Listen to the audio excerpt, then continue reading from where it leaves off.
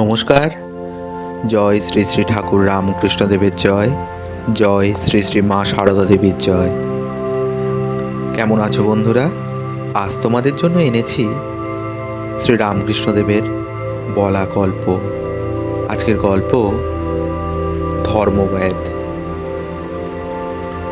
এক ব্রাহ্মণ সন্তান সংসার ত্যাগ করে বনে গিয়ে তপস্যা করছিল। একদিন একটি গাছের ছায়ায় বসে তিনি বেদ পাঠ করছিলেন। এমন সময় গাছের উপর থেকে একটি বক তার মাথার ওপর মলত্যাগ করল। ব্রাহ্মণ তো রেগে আগুন, কি আমার সঙ্গে চালাকি! রেগে তিনি বকের দিকে যেই চাইলেন, ব্রাহ্মণের তপস্যার শক্তিতে বকটি একেবারে ভস্ম হয়ে গেল। বকের অবস্থা দেখে ব্রাহ্মণের আনন্দ আর ধরে না। ভিক্ষার সময় হয়ে এসছে দেখে তিনি ভিক্ষার জন্য গ্রামে গেলেন। ব্রাহ্মণ এক গৃহস্থের দ্বারে এসে পৌঁছলেন। গৃহস্থের পরিবার ভিক্ষা দিতে যাবে, তখনই তার স্বামী বাড়ি ফিরে এলো। স্বামীকে আসতে দেখে মেয়েটি ব্রাহ্মণকে ভিক্ষা না দিয়েই তার সেবা করতে লাগলো। ব্রাহ্মণ মেয়েটির কাণ্ড দেখে মনে মনে রেগে উঠলেন। তিনি বললেন, আমায় ভিক্ষা দাও। মেয়েটি তখন ভিতর থেকে কাতর কণ্ঠে বললে, ঠাকুর, আমার স্বামী অত্যন্ত ক্লান্ত হয়ে এসেছেন, আমি তার সেবা করছি, একটু অপেক্ষা করুন, আপনাকে ভিক্ষে দেব। রেগে আগুন হয়ে ব্রাহ্মণ বললেন, তোমার স্পর্ধা তো কম নয়, অতিথি ব্রাহ্মণের দিকে না চেয়ে তুমি করছো স্বামী সেবা। জানো আমি কি করতে পারি? মেয়েটি বলল, জানি ঠাকুর, আপনি কাক বক ভস্ম করতে পারেন, কিন্তু স্বামী সেবারত সতীর কোনো অনিষ্ট করতে পারবেন না। আপনি বিরক্ত না হয়ে একটু অপেক্ষা করুন, আমি এই এলুম বলে। মেয়েটির কথায় ব্রাহ্মণ একেবারে অবাক।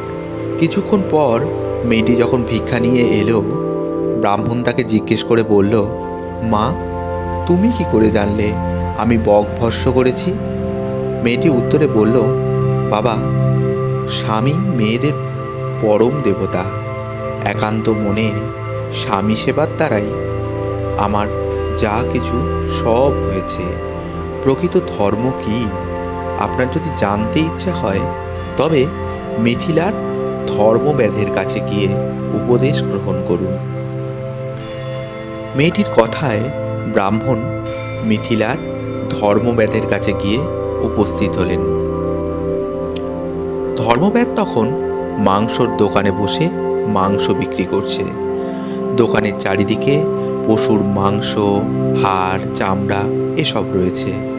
ধর্মব্যাধের গায়ে পায়ে রক্ত লেগে আছে। ধর্মব্যাধ ব্যস্ত হয়ে খদ্দেরদের জন্য মাংস ওজন করে দিচ্ছেন, কারো সাথে দরদস্তুরও করছেন।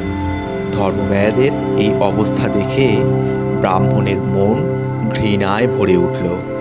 মাগো, এই লোকটির কাছ থেকে আবার ধর্মের উপদেশ নিতে হবে? ব্রাহ্মণকে দেখতে পেয়ে ধর্মব্যাধ উঠে দাঁড়িয়ে আদর করে এনে বসালেন। ব্যাধ বললেন, ঠাকুর, তুমি কেন আমার কাছে এসেছো আমি জানি, একটু অপেক্ষা করো। দোকানের কাজ সেরে বাড়ি গিয়ে আমি তোমায় সব বলবো। বাজার শেষে ব্যাধ ব্রাহ্মণকে নিয়ে বাড়ি গেল। বাড়ি গিয়ে স্নান করে সে আগে তার মাতা পিতার সেবা করল। তারপর এসে ব্রাহ্মণকে উপদেশ দিতে বসল। ধর্মব্যাধ অতি সুন্দর সুন্দর কথাবার্তা বলতে লাগলো। ব্রাহ্মণ তো শুনে অবাক। তিনি ভাবতে পারছিলেন না, একটি ব্যাধ যে পশুর মাংস বিক্রি করে জীবিকা চালায়, সে কি করে এত ধর্মতত্ত্ব বুঝতে পারে। ব্রাহ্মণের মনের কথা বুঝতে পেরে ব্যাধ বললেন, দেখো ঠাকুর, ধর্ম কিছু জন্মের ওপর নির্ভর করে না। প্রত্যেকের কর্তব্য যদি ঠিকঠাক পালন করা যায়, তবেই সকলেই ধর্মপথে উন্নতি লাভ করতে পারে। আমি ব্যাধের সন্তান, আমার কর্তব্য আমি সর্বদাই একান্ত মনে পালন করেছি। এছাড়া আমি তপস্যা করতে বনেও যাইনি, বেদ পাঠও করিনি। ধর্ম ব্যাধের উপদেশে ব্রাহ্মণ সন্তানের জ্ঞান হলো। ছোট বড় কাজ বলে সংসারে কিচ্ছু নেই। যেভাবে কাজ করা যায় তার উপর কাজের ফল নির্ভর করে। যে যেমন মানুষ, সে যদি তার কর্তব্য ঠিক ঠিক পালন করতে পারে তাহলেই মহাফল লাভ হয়। শেষ হলো আজকের গল্প। নমস্কার।